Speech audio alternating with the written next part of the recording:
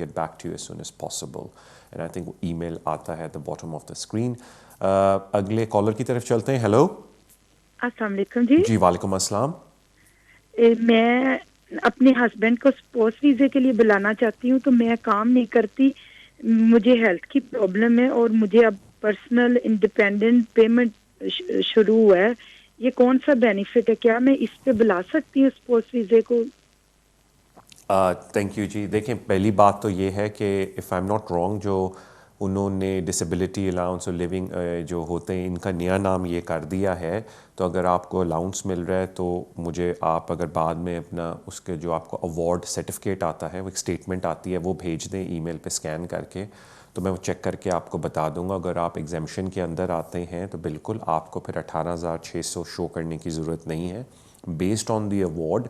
और मुझे उसके फ़िगर को कंपेयर करना पड़ेगा जो बेनिफिट के फिगर्स हैं इनकम अलाउंस के. अगर उस पर वो बैठता है तो बिल्कुल आप अप्लाई कर सकते हैं, because it will be considered कि आपको एग्जामिशन है 18,600 से. थैंक यू सो मच जी. अगले कॉलर की तरफ जाते हैं. हेलो. अस्सलाम वालेकुम तारिक साहब. वालेकुम अस्सलाम भाई. सर मैं शहजाद बोल रहा हूँ नत्तिकाम से. मेरा सवाल ये है कि मैं ओवरस्टेज फ्रॉम 2016 है, सॉरी 6. तो मैंने शादी की थी 2013 में यूरोपियन लड़के के साथ, ऐसा इस्लामिक शादी, ठीक है. और मैंने अनमर्ड बेस के ऊपर वो जो है ना, मैंने केस अप्लाई किया था 2014 में, क्योंकि मैं रजिस्टर नहीं करा सका, मैं ओवरस्टेज था. और मैंने अप्लाई किया तो उन्होंने मेरा रिफ्यूज कर दिया बेसिस ऑन जेन्युइन रिलेशन. और उसी दौरान 2014 में शादी रजिस्टर कराने गया, उन्होंने मुझे अरेस्ट कर लिया, एलिगेशन शॉ मैरिज. और फिर मुझे बेल मिल गई और मेरी कोर्ट हियरिंग भी अपील भी चाह रही थी, तो मुझे उन्होंने रिफ्यूज कर दिया. जज ने दी कि आपके रिलेशन जेन्युइन नहीं है, उसके खुद कंसर्न थे, और मुझे रिफ्यूज कर दिया था. फिर मैं 2015 में दोबारा एप्लीकेशन की होम ऑफिस में, मेरी फ्रेश एप्लीकेशन सेम शादी वाली, क्योंकि अनमैरिड पे. और उस दौरान मेरी वाइफ प्रेग्नेंट थी, ठीक है. मैंने उनको बताया भी कि मेरी वाइफ प्रेग्नेंट है, मेरे पास पेपर नहीं है अभी. तो फिर उन्होंने रिफ्यूज कर दिया. उन्होंने ये बोला कि इसका मतलब ये नहीं है कि आपका बच्चा है तो आप जो है ना, आपकी शादी ये जो जेन्युइन रिलेशन है, ये एक लगाया था. और एक उन्होंने ये बोला था कि ये जो आपने सेल्फ एम्प्लॉयड के पेपर दिए हैं ना, इसके अंदर बैंक स्टेटमेंट की या बिजनेस की स्टेटमेंट नहीं है. और मैंने अपील का राइट दिया था उन्होंने. और लास्ट वीक मेरी हियरिंग थी, और मैं हियरिंग के ऊपर गया. जज ने मुझसे सवाल पूछे मेरी वाइफ से, विटनेस वगैरह से, सब ऑल गोज वेल. पर उधर जो है ना, होम ऑफिस का सोलिसिटर नहीं था. तो तकरीबन 2 वीक हो गए इसको, अभी तक डिसीजन नहीं आया. मैंने ये पूछना है कि अगर मैं मेरा रिफ्यूज करते हैं किसी बेस के ऊपर, अभी मेरा बच्चा भी है, और मेरा ह्यूमन राइट के ऊपर, वो आर्टिकल 8 के ऊपर कंसिडर करेंगे? क्योंकि मैंने उनको सब कुछ डीएनए वगैरह सब कुछ दिया. प्लीज मुझे बताइएगा. बड़ी मेहरबानी.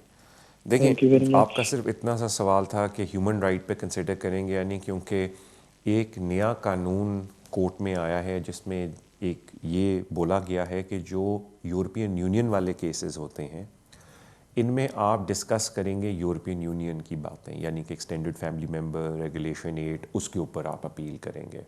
अगर आपको ह्यूमन राइट के ऊपर अपील करनी है तो आपको पहले अलग से एप्लीकेशन डालनी पड़ेगी ह्यूमन राइट की.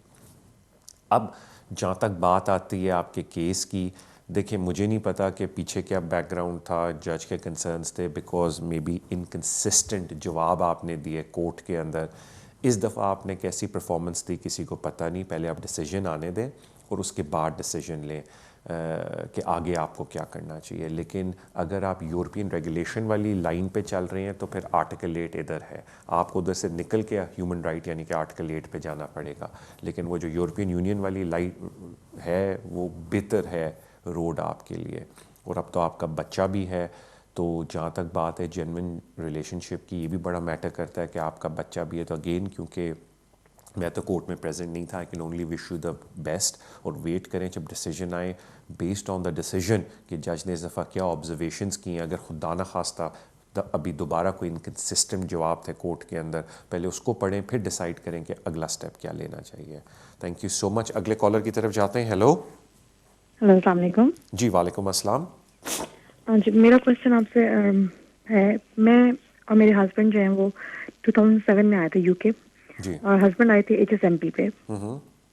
2012 में हमें ILR मिल गया दोनों को, और मैं क्योंकि यहाँ पे ज़्यादा रही नहीं, 6 मंथ रहती थी, फिर पाकिस्तान चली जाती थी, फिर मेरी मदर इन लॉ वहाँ पे अकेली थी। जी 2013 में हस्बैंड को नेचुरलाइजेशन मिल गई और लास्ट 2 ईयर से मैं यूके में हूँ, सिर्फ 2 वीक्स के लिए गई हूँ यूके से बाहर। तो क्या मैं कब अप्लाई कर सकती हूँ पासपोर्ट के लिए? देखिए, मैं ये अर्ज़ कर दूं कि जब आप नेशनलाइजेशन अप्लाई करते हैं तो वो जो क्वालिफाइंग पीरियड है वो लास्ट 5 ईयर का देखते हैं।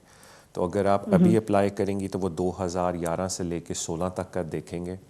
मुझे अभी on top of the head तो याद नहीं है कि 5 ईयर रूट पे अगर आप अप्लाई करती हैं या 3 ईयर पे, उस पर क्वालिफाइंग रिक्वायरमेंट क्या है, कितने डेज़ आपको इधर होना चाहिए, मुझे भी on top of my head याद नहीं है।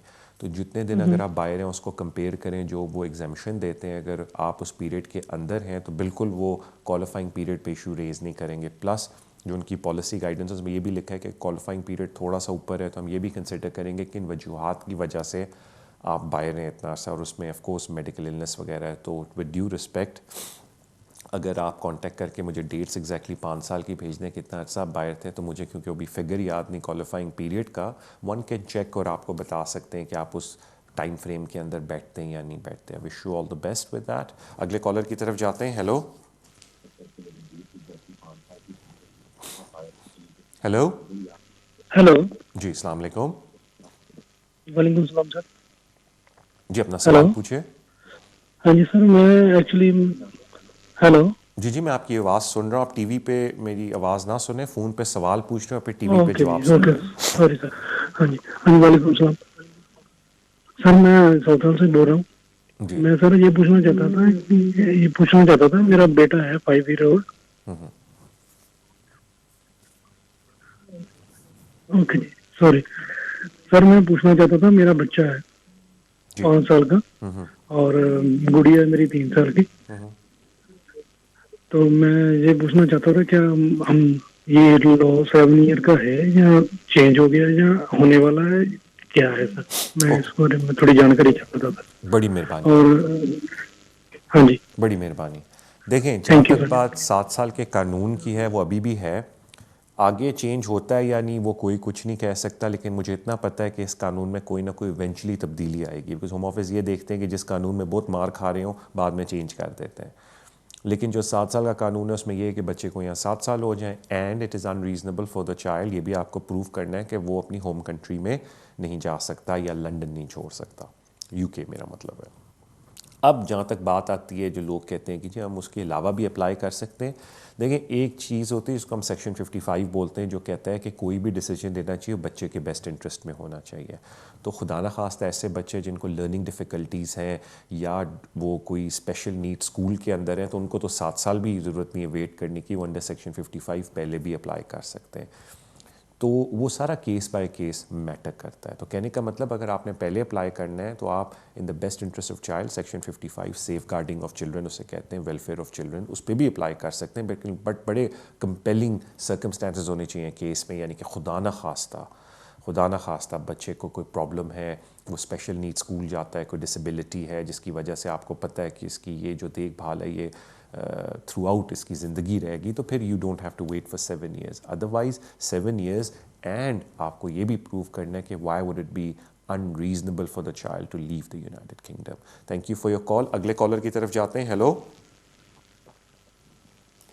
हेलो हेलो हेलो जी अस्सलाम वालेकुम। जी, वालेकुम अस्सलाम जी। मुझे आपसे 2 सवाल पूछने हैं। जी जी पूछिए। जी, पहला ये सवाल है कि मेरी सिस्टर के बारे में मुझे पूछना है कि उसने इंडिया में शादी की थी, सिविल रजिस्ट्रेशन। जी, तो उसके बारे में मुझे पूछना था कि वो बात नहीं, ये लंदन आ गई और फिर उसने यहाँ पे दूसरी शादी की। जो पहली शादी थी उसको 5 साल हो गए थे, तो उसके साथ उसका कोई रिलेशन नहीं था। तो उसने दूसरी शादी की यहाँ आके। फिर उसको सेकंड हस्बैंड को उसने होम ऑफिस में रजिस्टर अप्लाई किया, सॉरी। तो उसकी वीजा मिलेगी या फिर रिफ्यूज आएगा? आपकी जो बहन है उनके पास पासपोर्ट कौन सा है? जी, पोर्टुगीज पासपोर्ट। पोर्चुगीज़ पासपोर्ट है। थैंक यू जी, थैंक यू। देखिए जी, पहली बात ये है कि ब्रिटिश कानून के अंदर, क्योंकि आप यहाँ रेजिडेंट हैं, यहाँ के डोमिसाइल हैं, इधर का कानून चलता है, आप एक वक्त में 2 शादियाँ नहीं रख सकते। तो वो जो सेकंड मैरिज है वो पोलीगोमस मैरिज कंसिडर होगी, बिकॉज पहली जो मैरिज अगर उससे डिवोर्स नहीं हुई तो होम ऑफिस फिर जो उनकी डिस्क्रेशन है कि वो फिर ड्यूरेबल रिलेशनशिप की बेस पे भी इस केस को देख सकते हैं। तो वो डिपेंड करता है कि कागजात किस तरह बनाए, किस तरह केस जमा कराया। लेकिन अगर आपकी ऑलरेडी पहले शादी है, वेरी सॉरी, आज ज़रा मेरी थोड़ी तबीयत भी ख़राब है, लेकिन मैं पूरी कोशिश कर रहा हूँ कि कम छींकूँ ताकि हम फिर भी शो कर सकें। लेकिन सॉरी, मैं बात बीच में काट दी इस वजह से।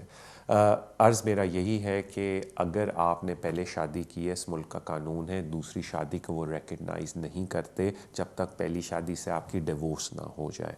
यूरोपियन कवानीन के अंदर एक कैटेगरी है जिसको कहते हैं ड्यूरेबल रिलेशनशिप। तो अगर वो ड्यूरेबल रिलेशनशिप में आते हैं, उनके सेकंड हस्बैंड, डिपेंडिंग ऑन आपने केस किस तरह जमा कराया, तो आप उस पर भी फ़ाइट करने की कोशिश कर सकते हैं। Thank you so much for your call. अगले कॉलर की तरफ जाते हैं। हेलो, अस्सलाम तारिक सर। जी वालेकुम अस्सलाम।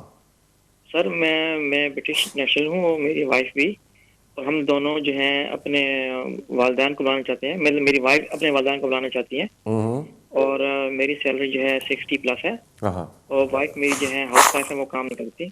ठीक है। और हमारा बैलेंस है ओवर 40K है अपने अकाउंट में, और जो मेरे ससुर और सास हैं उनके अकाउंट में ज़्यादा पैसे नहीं है। ऑलराइट। और उनको हम पाकिस्तान से बुलाना चाहते हैं विजिट वीज़े के ऊपर। ओके। तो लास्ट टाइम उनको बुलाया था तो उस वक्त मेरे अकाउंट में 15-16 हज़ार थे, लेकिन उन्होंने वीज़ा रिफ्यूज़ कर दिया क्योंकि मेरे सास ससुर के पास ज़्यादा पैसे नहीं थे। वो कह रहे थे वहाँ जाके आप जो है काम करेंगी, तो इस वजह से उन्होंने वीज़ा रिफ्यूज़ कर दिया। इस टाइम मैं चाहता हूँ कि दोबारा उनको बुलाऊँ और अपने पे डॉक्यूमेंट्स में बुलाऊँ कि मैं उनको स्पॉन्सर कर रहा हूँ, और उनके बैंक स्टेटमेंट लगाने की जरूरत ना पड़े क्योंकि उनके पास उनके अकाउंट में पैसे नहीं है। ओके। तो क्या प्रोसेस होगा, और क्या आपके ख्याल से ये ईजी है, क्या डिफिकल्ट है? Okay, thank you so much for your call. देखिए sir, thank you so much. वालेकुम अस्सलाम। देखिए, पहली एक लोगों को मिसअंडरस्टैंडिंग है, मैं वो क्लियर कर दूं। लोग समझते हैं कि जी हम अपने सारे कागजात अगर लगा दें तो एप्लीकेंट को कुछ लगाने की ज़रूरत नहीं है, जो कि गलत बात है। आप बेशक ये लगा दें कि जी हम सारा ख़र्चा देंगे, हम टिकट के पैसे देंगे, हमारे पास अकोमोडेशन है, सब आप बोल दें कि जी हम अफोर्ड करेंगे, फिर भी एप्लीकेंट को अपने फैमिली एंड सोशल सर्कमस्टेंसेस बताने हैं ताकि होम ऑफिस ये असेसमेंट कर ले कि ये एप्लीकेंट छुट्टी गुजारने के बाद लाजमी वापस जाएगा, जिसको कहते हैं कि दैट्स अ जेन्युइन विजिटर। आपने बड़ी अच्छी बात बोली। अक्सर मुझे लोग पूछते हैं अच्छा जी फिर हम क्या लगाएं। मैंने कहा जी 6 महीने की बैंक स्टेटमेंट पहले तो शुरू करें ना उससे। लोग कहते हैं जी उसमें पैसे ही नहीं। तो क्या होता है भाई अगर पैसे नहीं है? देखें, आपके वालिदैन, father in law, mother in law किसी तरीके से तो गुजारा कर रहे हैं ना अपने घर में, क्योंकि दाल रोटी चलती है। अगर नौकर चाकर नहीं भी फिर भी सब्ज़ी किसी ना किसी तरीके से तो आती है घर में एवरी डे। वो सारा इनकम एंड एक्सपेंडिचर उनको एक्सप्लेन करें, अगर कैश है तो कहाँ से आ रहा है, क्यों कैश है, कि जी कल्चर में वो सारी एक्सप्लेनेशन दें बना के उनको।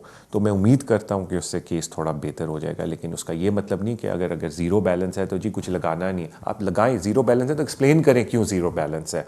बिकॉज सारी बात है, अगर एक बंदा पाकिस्तान में रह रहा है, ये हो नहीं सकता कि वो कहीं ना कहीं से अपना ख़र्चा नहीं कर रहे। ठीक है, अगर बैंक बैलेंस से नहीं कर रहे तो एक्सप्लेन करें किस तरह कैश आ रहा है और किस तरह कर रहे हैं ऑन अ रेगुलर बेसिस।